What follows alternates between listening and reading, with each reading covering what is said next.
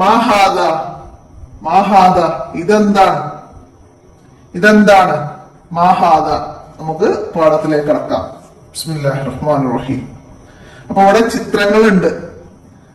അപ്പൊ നമ്മള് അത് എന്താണെന്ന് ചോദിക്കുകയാണ് മാഹാദ ഉപയോഗിച്ചിട്ട്.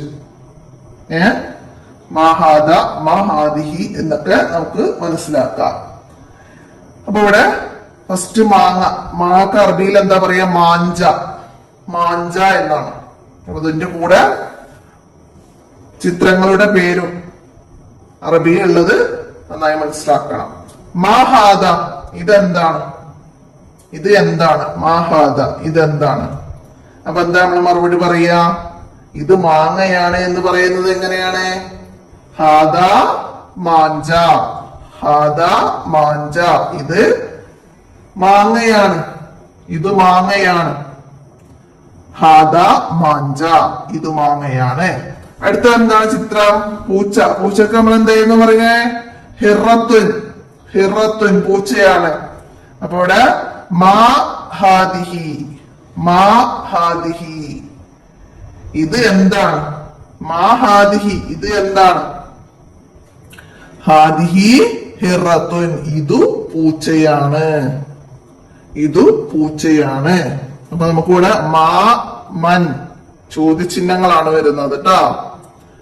അപ്പൊ നമുക്ക് മനസ്സിലാക്കാം. അപ്പൊ പൂച്ച. അപ്പൊ അടുത്തത് എന്താണ്? ഇവിടെ ഒരു കുട്ടിയുണ്ട്, ബാസിമ. മൻഹാദ ഇത് ആരാണ്?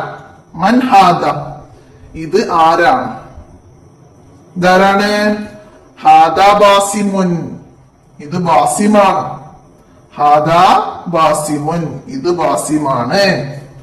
അടുത്തതാ ലുബ്ന ഉണ്ട് ഇവിടെ, പെൺകുട്ടിയിലെ. മൻഹാദിഹി ഇത് ആരാണ്? ഹാദിഹി ലുബ്നത്തുൻ ഇത് ലുബ്നയാണ്. അപ്പൊ ഇവിടെ സ്ത്രീലിംഗവും പുല്ലിംഗവും വരുമ്പോഴാണ് നമുക്ക് എന്ത് മനസ്സിലാക്കാനുള്ളത്? ഹാദിഹി വരുന്നത്. ഹാദ പുല്ലിംഗത്തിന്, സ്ത്രീലിംഗം വരുമ്പോ ഹാദിഹി മനസ്സിലാക്കുക. അതിന്റെ കൂടെ നമ്മള് എന്ന ചോദ്യചിഹ്നം കൂടി മനസ്സിലാക്കുക. മനസ്സിലായില്ല?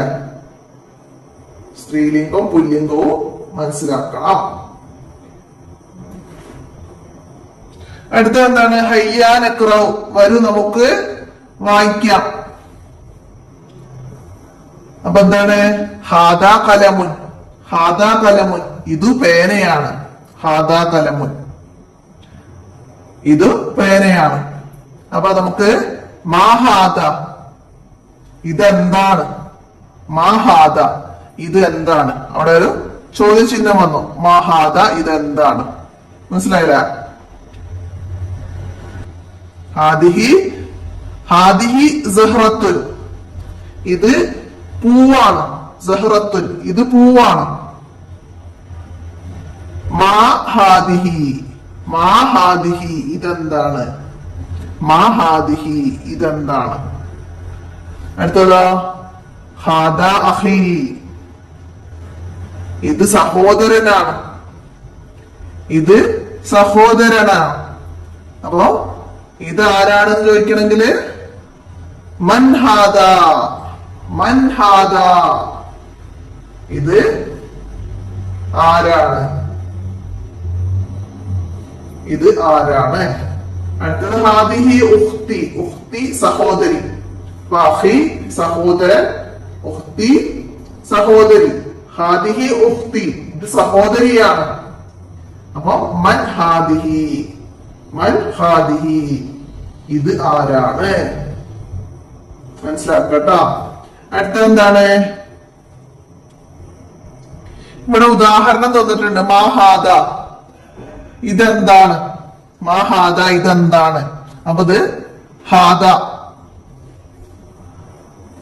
പുല്ലിംഗാണ്. അപ്പൊ നമുക്കതിന് ഹാദ കിതാബുൻ ഇത് ബുക്കാണ്, പുസ്തകമാണ് എന്ന് മറുപടി പറയാം. അപ്പൊ അതുപോലെ ബാക്കിയുള്ളത് ഉദാഹരണത്തിലേത് പോലെ നമ്മളിവിടെ പൂർത്തിയാക്കണം. അപ്പൊ ഇവിടെ ഹിറത്തുൻ, ഹിറത്തുൻ സ്ത്രീലിംഗാണ്. അപ്പൊ എന്താണ് നമ്മളിവിടെ ചോദ്യം എങ്ങനെ എഴുതും? മാ ഹാദിഹി, മാ ഹാദിഹി, മാ ഹാദിഹി. ഇത് എന്താണ്? ഇതെന്താണ്? എന്താ മറുപടി കൊടുക്കുക നമുക്ക്? ഹാദിഹി ഹിറത്തുൻ, ഹാദിഹി ഹിറത്തുൻ. നമ്മള് പാഠം തുടങ്ങുന്ന സ്ഥലത്ത് ഉണ്ടത് ഫസ്റ്റ് പേജിൽ അല്ലേ? അപ്പൊ അവിടെ നോക്കിയിട്ട് തെറ്റില്ലാതെ എഴുതുക. അടുത്തതാ ഇവിടെ ഒരു കുട്ടിയാണ്. അപ്പൊ നമുക്ക് ആൺകുട്ടിയാണ്. അപ്പൊ മൻഹാദ, മൻഹാദ. നമ്മൾ ഹാദ വാസിമുൻ പറഞ്ഞു. അതുപോലെ മൻഹാദ, ഹാദ കുട്ടിക്ക് എന്താണ് പറയാ? വലതുൻ, ഹാദ വലതുൻ. മൻഹാദ ഹാദ വലതുൻ എന്ന് എഴുതാം. അപ്പൊ ചോദ്യചിഹ്നം ഇതുപോലെ എഴുതണം. മൻഹാദ, മനസ്സിലാക്കാം. ഹാദ വലതുൻ. അടുത്തത് പെൺകുട്ടി, ബിന്തുൻ, പെൺകുട്ടി ബിന്തുൻ. അപ്പൊ സ്ത്രീലിംഗാണ്. മൻഹാദിഹി, മൻഹാദിഹി, മൻഹാദിഹി. ക്വസ്റ്റ്യൻ മാർക്ക് ഇടുക. ഹാദിഹി ബിന്തുൻ, ഇത് പെൺകുട്ടിയാണ്. ഇത് ആരാണ്? ഇത് പെൺകുട്ടിയാണ്. അപ്പൊ അത് തെറ്റില്ലാതെ എഴുതുക. ഇനി നഖ്റഉ മിനൽ ഖുർആൻ, ഖുർആനിൽ നിന്ന് നമുക്ക് വായിക്കാം. അൽ ഖാരിയത്തു മൽ ഖാരിയ, അൽ ഖാരിയത്തു മൽ ഖാരിയ. പ്രകമ്പനം എന്താണ്? പ്രകമ്പനം, പ്രകമ്പനം എന്താണ്? പ്രകമ്പനം. അൽ ഖാരിയത്തു മൽ ഖാരിയ. മാവുന്നു മനസ്സിലാക്കുക. എന്താണ് പ്രകമ്പനം? അടുത്തത് മൻ ഫഅല ഹാദാ ബി ആലിഹത്തിനാ, മൻ ഫഅല ഹാദാ ബി ആലിഹത്തിനാ. മൻ, ആരാണ് നമ്മുടെ ദൈവങ്ങളെ കൊണ്ട് ഇങ്ങനെ ചെയ്തത്? അർത്ഥം മനസ്സിലാക്കിയാൽ മതി, അല്ലാതെ പഠിക്കാനുള്ള ഒന്നല്ല. ഒന്ന് പറഞ്ഞെന്ന് ജസ്റ്റ് പറഞ്ഞത് മാത്രമേ ഉള്ളൂ. മൻ, മാ മൻ എന്ന് പറയുന്നത് ഖുറാനിൽ നിന്ന് വന്ന വേർഡ്സ് ഇവിടെ നമുക്ക് ജസ്റ്റ് വായിക്കാൻ മാത്രമേ ഉള്ളൂ, മനസ്സിലാക്കുക. അടുത്തത് എന്താണ്? കോപ്പി എഴുതാനാണ്.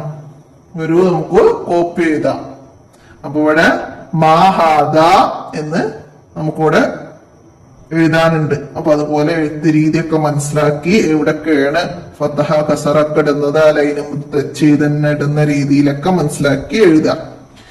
അടുത്തത് മൻഹാദിഹി, മൻഹാദിഹി, മൻഹാദിഹി എന്നങ്ങനെ അതിന്റെ മുകളിലൂടെ വൃത്തിയിൽ എഴുതാം. മനസ്സിലായില്ല? അപ്പൊ എത്രയാണ് ഈ പാഠത്തില് മനസ്സിലാക്കി പഠിക്കാനുള്ളത്? അപ്പൊ എല്ലാവരും മനസ്സിലാക്കുക. ഹാദ ഹാദിഹി നമ്മൾ ഫസ്റ്റ് പാഠത്ത് പഠിച്ചിരുന്നു. ഇതിൽ നമ്മള് മാ മൻ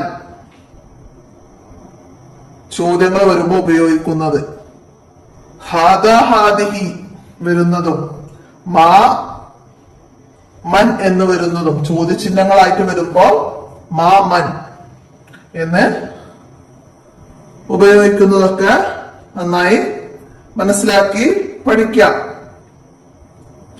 അപ്പൊ ഇത്രയാണ് ഈ പാഠത്തിലൂടെ നമ്മൾ മനസ്സിലാക്കേണ്ടത്.